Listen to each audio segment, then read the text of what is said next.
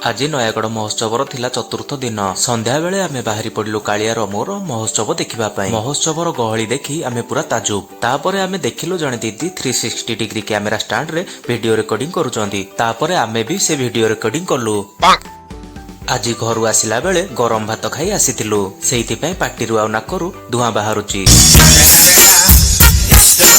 तापरे किछि आगकु जाई गोटे कानफुल दुकान ने छिड़ा हेली। तापरे भाबुथिली जे मो स्त्री पई नेबी बोली, किंतु पछरे मन पड़िला जे मु बाहा हेनी।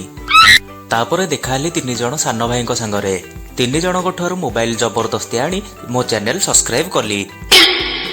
तापरे टिके देखिबाकू गली रामदोली, हुला हुप आउ रोलर कोस्टर को। तापरे किछि बाट गला परे देखा मिली गला मुन्ना भाईंकर। मुन्ना भाई आ तांको पुओ यात्रा रे बुलुथिले। महोत्सव रे आजिर विशेष अतिथि थिले सब्यसाची और अर्चिता।